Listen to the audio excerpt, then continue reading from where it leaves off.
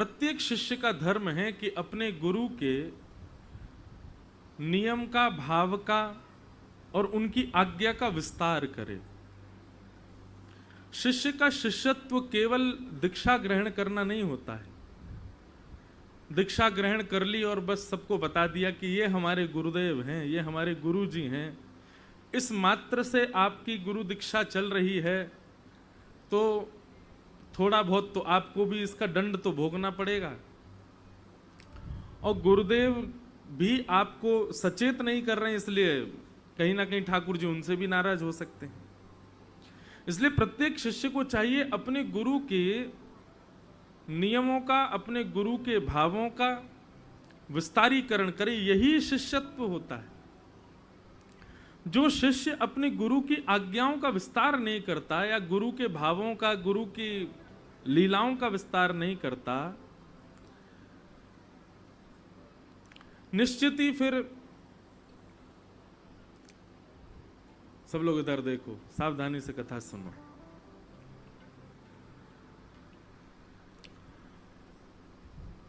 निश्चित ही वो भगवत प्राप्ति से वंचित रहेगा। महाराज जी, एक बहुत सुंदर प्रसंग आता है गिरिराज जी का कि गुसाई श्री विठलनाथ जी जब विराजते थे और श्री ठाकुर जी की सेवा करते थे, बंधु हमारे जैसे वृंदावन के सप्तनिधि ठाकुर जी हैं, वैसे ही वृंदावन के ठाकुर जी श्रीनाथ जी हैं। और कलिकाल में इतनी लीलाएं वृंदावन के अन्य ठाकुरों ने नहीं की जितनी लीला हमारे श्रीनाथ जी ने की है। कलिकाल में श्रीनाथ जी ने गिरिराज जी से प्रकट होकर के पुनः एक बार को कलयुग में ऐसा लगने लगा कि द्वापर युग आ गया है क्या। जैसे नंदनंदन लीला द्वापर में करते थे, वैसी ही लीला श्रीनाथ जी यहां गिरिराज जी में करते थे। गोविंद स्वामी जी के साथ में दुबका धाई खेलते थे इसी पर्वत पर, इन्हीं गिरिराज जी में। गोविंद कुंड है आगे, थोड़ा आप आगे जाएंगे तो वहां भीतर कच्ची परिक्रमा में अंदर अंदर जाएंगे तो वहां गोविंद कुंड आएगा। वहां ठाकुर जी खूब कूद कूद के नहाए हैं इसी कलिकाल में। ऐसी ऐसी लीलाएं ठाकुर जी ने करी हैं। तो एक बार की बात है कि गुसाई श्री विठलनाथ जी अपने किसी शिष्य से नाराज हो गए। और एक बात कहें बंधुओं, ठाकुर जी कभी नाराज नहीं होते। सदैव प्रयास करो कि कोई वैष्णव, कोई भक्त, कोई गुरु हमसे रुष्ट ना हो, वो नाराज ना हो। बस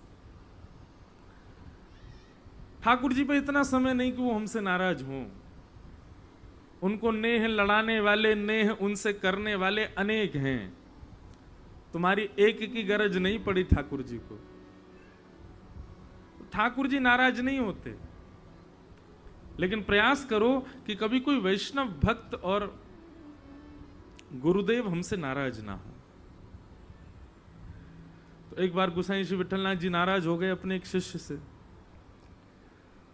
और नाराज होकर के उन्होंने गिरिराज जी से ही बाहर कर दिया। बोले तुम जाओ यहां से छोड़ करके, दिखना नहीं हमको, और हमारी आज्ञा है कि इस गोवर्धन परिसर में तुम्हारा कहीं भी तुम दिख गए हमको तो फिर देखना।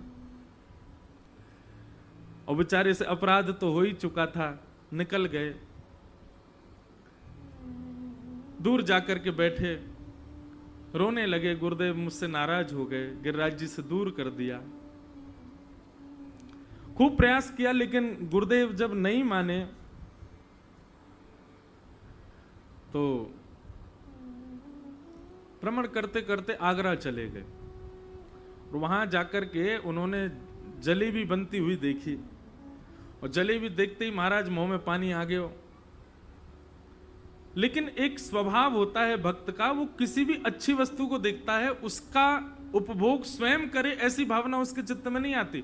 संसारी व्यक्ति में और वैष्णव व्यक्ति में अंतर कितना। संसारी व्यक्ति किसी अच्छी वस्तु को देखेगा तो उसको इच्छा होती है मैं धारण करूं, या मेरी कोई इंद्रिय इसका सेवन करे।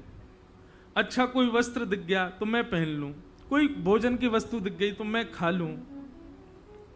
कुछ भी संसार की कोई भी सुख देने वाली वस्तु को अपने ऊपर लागू करे, वो संसारी व्यक्ति है। लेकिन किसी भी सुखद वस्तु को देख करके उसके मन में आए ये तो मेरे ठाकुर जी को पधरानी है, ये तो मेरे ठाकुर जी को प्राप्त होनी चाहिए।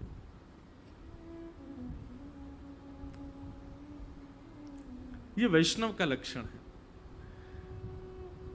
ढकेल पर जलेबी बन रही थी, जलेबी बनती देख उनके मन में आया, अगर मैं गिरिराज जी में होता तो मैं भी जलेबी बनाता, जलेबी बना करके श्रीनाथ जी को भोग लगाता, ठाकुर जी पाते, कितना सुख मिलता।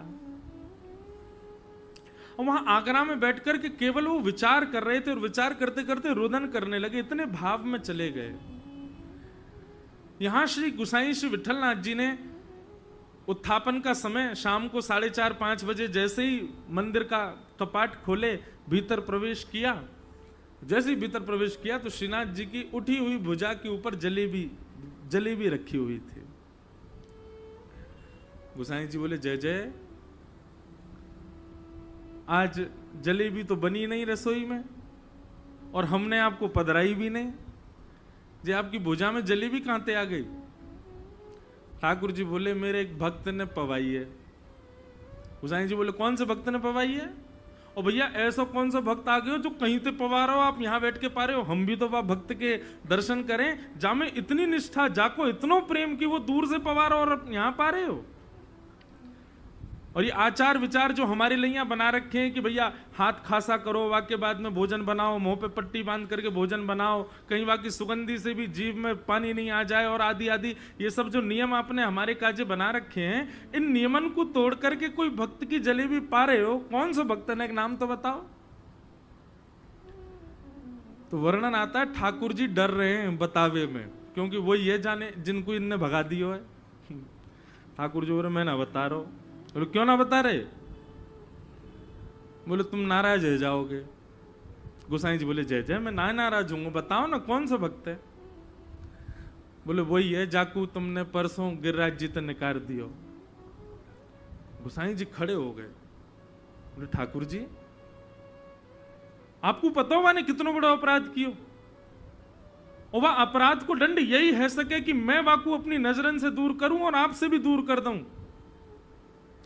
लेकिन आपको तो नेक समझ में ना आवे कोई बात, नेक में ऐसा हृदय कर लियो अपनो, कोई नेक आपको रिझा दे, सोई वा की तरफ आकर्षित रहते चले जाओ। गुसाई जी, भक्त में गुण देखनो और फिर वह गुण को देख करके वह भक्त को मेरे चरणन में लगानो, ये तो गुरु को काम है।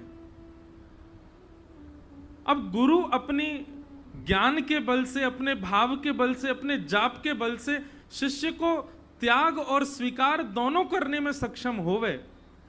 लेकिन मैं कहा करूं, मेरा तो ऐसा स्वभाव है गयो है, मैं जाकू एक बार स्वीकार कर लूं, वाको कभी त्याग ना कर पाऊं। जो एक बार मेरो है जाए ना, मैं फिर चाहे वो कितनों गलत करे, मैं वाको त्याग ही ना कर पाऊं, ये मेरा स्वभाव है। गुसाई जी घुटनों पर बैठ गए, खूब रोए ठाकुर जी के आगे। ठाकुर जी कभी किसी का त्याग नहीं करते बंधु। वो बात अलग है कि हम ठाकुर जी के आगे पड़े ही नहीं, हम उनके स्वीकार के योग्य बने नहीं। एक बार पकड़ करके कोई को छोड़ो हो, ऐसा मैंने दूर दूर तक कहीं ना देखो। ठाकुर जी कभी त्याग नहीं करते। और कभी ठाकुर जी को क्रोध आता भी है ना किसी के अपराध पर, या किसी विशेष रूप से तो किसी भक्त का अपराध करो तो ही ठाकुर जी नाराज हो में, तो वहां में भी ठाकुर जी अगर नाराज हो में तो बस विरह दे सकें, कोई वैष्णव से आपको डांट पड़वा सकें, लेकिन स्वयं आपसे कुछ नहीं कहेंगे, क्योंकि ठाकुर जी को स्वभाव है वो कोई को त्याग ना करे। हे गुसाई जी, ये तो आपको स्वभाव है, ये आपको स्वरूप है। आप गुरु हो, आप आचार्य हो, आप कोई को त्याग भी कर सको, कोई को अंगीकार भी कर सको, पर मैं तो, मेरा तो स्वरूप ही ऐसा बनो है कि मैं जाकू एक बार स्वीकार कर लूं, फिर वाके अनंत दुर्गुणन को न विचार करते हुए वाको कभी त्याग ना कर पाऊं, ये मेरा स्वरूप है। गुसाई जी ने तुरंत उस वैष्णव को बुलाया और बुला करके पुनः सेवा प्रदान करी, और फिर से गिरिराज जी में उसको सेवा में रखा। कैसे ठाकुर जी कितने सीधे हैं, बहुत सरल हैं ठाकुर जी। तो गुरु प्रसन्न,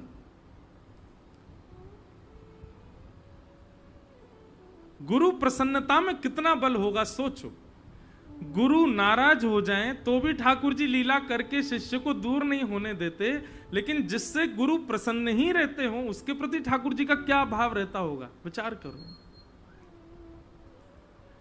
तो निश्चित ही जब हम अपने गुरुदेव की स्मृति में ऐसे उत्सव करते हैं, इतने सारे वैष्णवों को बुलाते हैं, मंगल कथा का गायन होता है, आदि आदि जो भी क्रम आप करो अपने गुरुदेव की स्मृति में, उस समय वैकुंठ में हमारे गुरुदेव उत्सव मनाते होंगे, आनंदित होते होंगे। अच्छा, पूज्य श्री मलुकपीठ वाले महाराज जी एक बार बात कर रहे थे, हमारे पूज्य पिताजी महाराज के गुरुदेव के उत्सव में कथा हुई, तो महाराज जी बोले जब कोई भक्त अपने गुरु के उत्सव में कथा आदि कराता है ना, तो ऐसा प्रतीत होता है कि उस दिन, जिस दिन गुरुदेव का उत्सव प्रारंभ हुआ, उस दिन से लेकर के जब तक गुरुदेव का उत्सव चल रहा है, तब तक ठाकुर जी वैकुंठ में गुरुदेव की कुंज में ही विराजते हैं। ठाकुर जी अपनी निज कुंज में नहीं रहते, गुरुदेव की कुंज में ही रहते हैं। जैसे हम वृंदावन छोड़ के यहाँ पे गिरिराज जी कुंज में हैं, आपके पास हैं, ऐसे ही ठाकुर जी भी जब पता चला, अच्छा तेरे सवरे शिष्य हैं, कहा वो उत्सव कर रहे हैं नीचे, चल इतने दिन मैं तेरे यहीं रहूंगा, वैकुंठ में सब भक्तों की कुंज है, तो इतने दिन ठाकुर जी उस कुंज में विराजते। बंधुओं, भगवत प्राप्ति के केवल 2 साधन हैं। प्रथम गुरु कृपा। यदि गुरु कृपा हो जाए तो आप कोई साधन मत करो, कुछ मत करो, गुरु केवल प्रसन्न है आपसे, इसी मात्र से भगवत प्राप्ति संभव है। और दूसरा भगवत प्राप्ति का साधन है भगवान की लीलानुकथा। ठाकुर जी की कथा यदि जीवन में आ जाए तो ये 2 ही साधन किसी के जीवन में यदि प्रबल रूप से प्रतिष्ठित हो जाएं, निश्चित है भगवत प्राप्ति में कोई बाधा नहीं आ सकती। तो ऐसे गुरुदेव के उत्सव के स्वरूप में हम आप सब लोग यहाँ पर आनंदित हो रहे हैं, बढ़िया प्रेम से ठाकुर जी का, रसिक बिहारी लाल जी का दर्शन कर रहे हैं, श्री राधा रसिक बिहारी, और इतने सारे वैष्णव यहाँ पर आ रहे हैं। आज पूज्य पिताजी महाराज भी कथा में पधार रहे हैं, शाम को कथा में उनका भी दर्शन हो।